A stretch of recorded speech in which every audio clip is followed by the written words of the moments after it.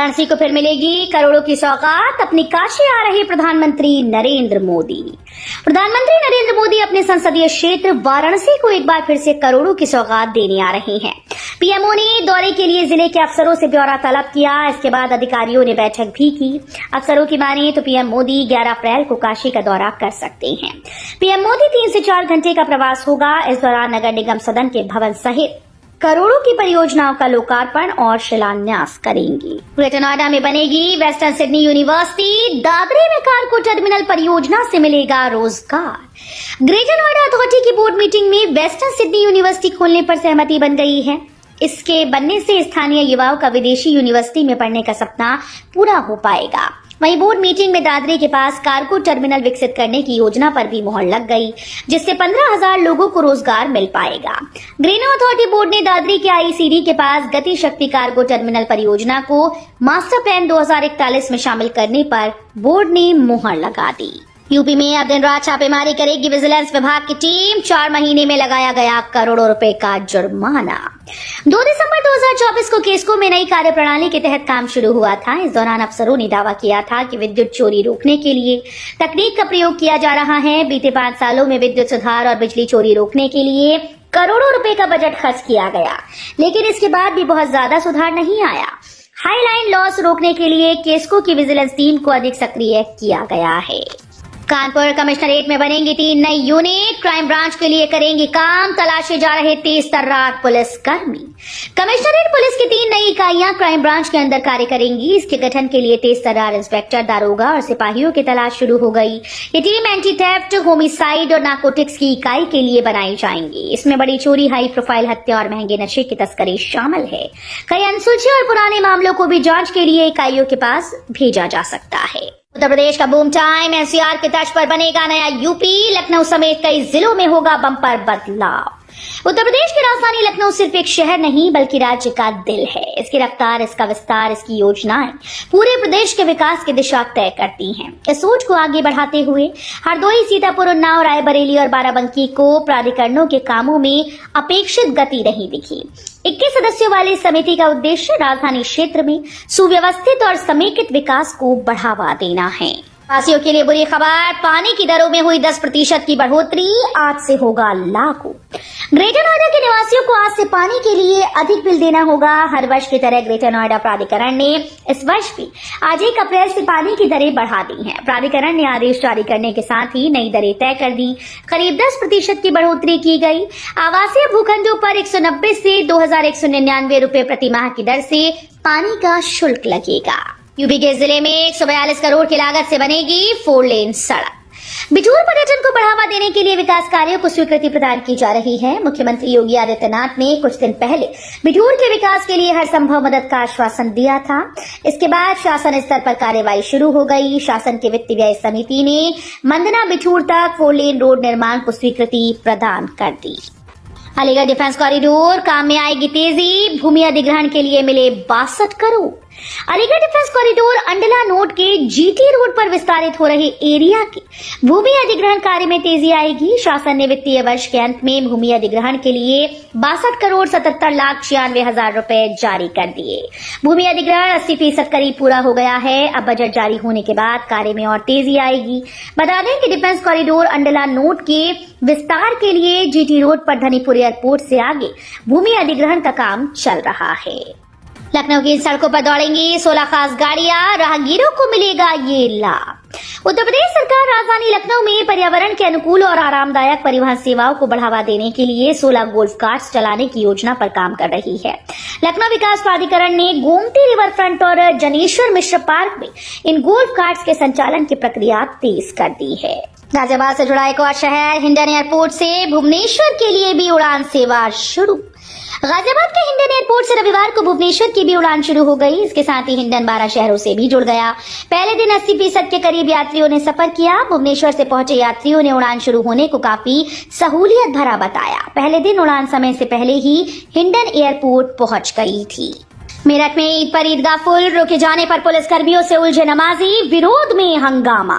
ईद पर मेरठ में ईदगाह फुल होने पर रोके गए नमाजी भड़क गए। मेरठ में सोमवार की सुबह ईद की नमाज को लेकर शाही ईदगाह के बाहर सड़क पर नमाजियों को रोके जाने पर नोकझोंक और हंगामा हो गया। शाही ईदगाह का मैदान फुल हो जाने के बाद पुलिस ने बैरिकेडिंग कर और माइक से घोषणा कर नमाजियों को अंदर जाने से रोका और सड़क पर नमाज करने से रोका। साथ ही नमाजियों को रोके जाने के लिए सड़क पर फायर ब्रिगेड की गाड़ियों से पानी डाल दिया गया। इस कारण वहां हंगामे की स्थिति हो गई। सीएम योगी के दौरे को लेकर बरेली में ट्रैफिक डायवर्जन, इन रास्तों पर रहेगा प्रतिबंध। मुख्यमंत्री योगी आज बरेली दौरे पर आ रही हैं। मुख्यमंत्री बरेली कॉलेज के ग्राउंड में 932.59 करोड़ की 132 विकास परियोजनाओं का लोकार्पण और शिलान्यास करेंगे। बरेली कॉलेज में मुख्यमंत्री की जनसभा को लेकर करीब तैयारियां पूर्ण हो गई हैं। बरेली कॉलेज में साफ सफाई, रंग रोगन किया गया। सीएम योगी के आगमन के लिए बरेली में रूट डायवर्जन रहेगा।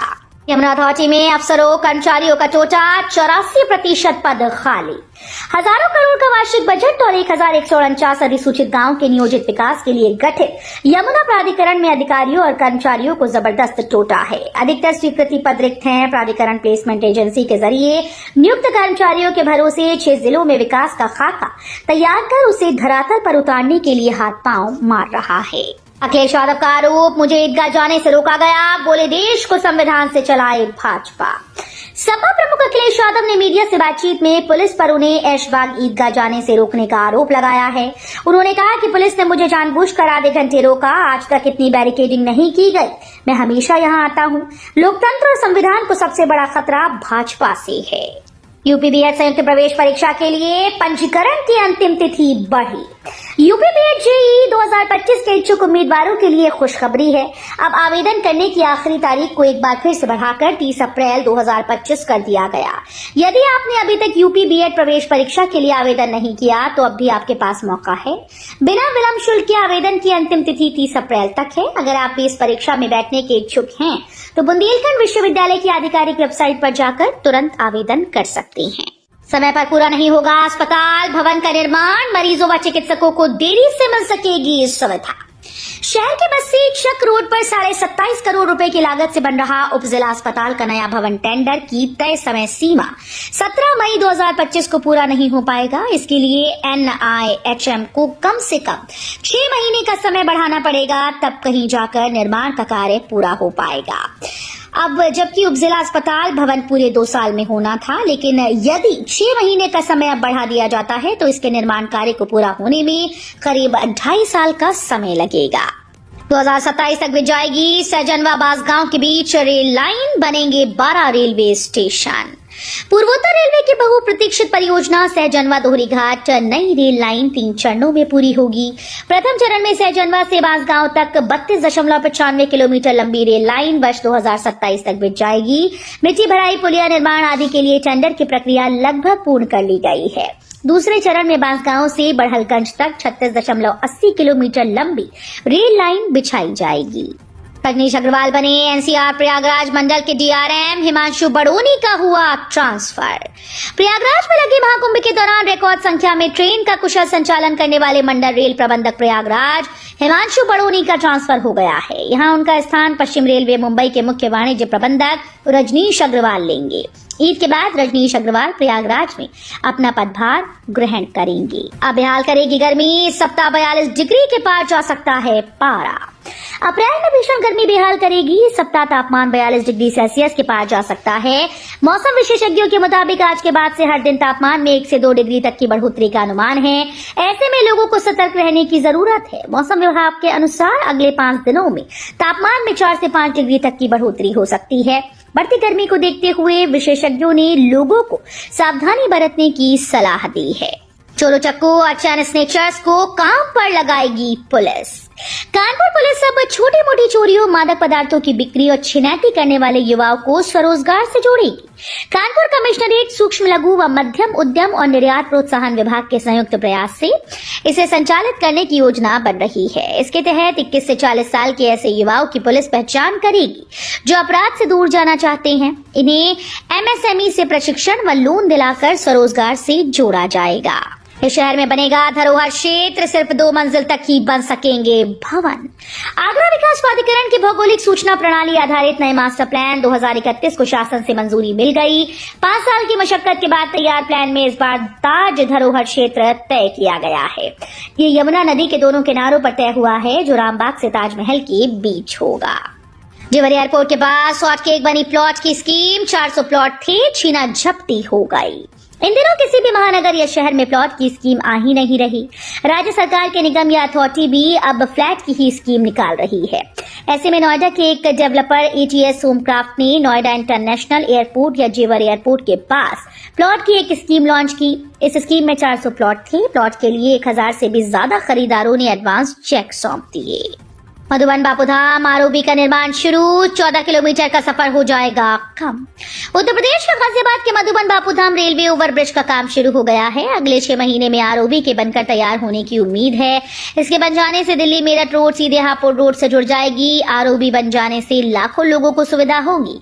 गाजियाबाद विकास प्राधिकरण मधुबन बापूधाम में ROB का निर्माण करा रही है। इसके बन जाने से हापुड़ रोड की कनेक्टिविटी और भी बेहतर हो जाएगी। 5 लाख तक की लिमिट वाला क्रेडिट कार्ड देगी मोदी सरकार। नए फाइनेंशियल ईयर में कई ऐसे नियम लागू होंगे जो बजट में लागू हुए थे। बीते 1 फरवरी को बजट पेश करते हुए वित्त मंत्री निर्मला सीतारमण ने किसानों के हित में कई बड़े ऐलान किए थे।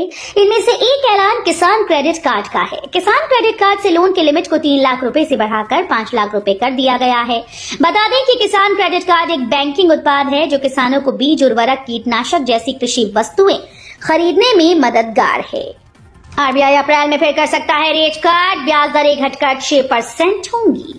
Bank of America global research के मुताबिक RBI अप्रैल में होने वाली मौद्रिक नीति समिति की बैठक में एक बार फिर से रेपो रेट में कटौती कर सकता है। बैंक ऑफ अमेरिका का अनुमान है कि RBI रेपो रेट में 25 आधार अंक 0.25% की कटौती कर इसे 6% तक ला सकता है। इसकी वजह है मुद्रास्फीति का अगले कुछ महीनों तक 4% से नीचे बने रहने का अनुमान और रुपए पर दबाव में कमी।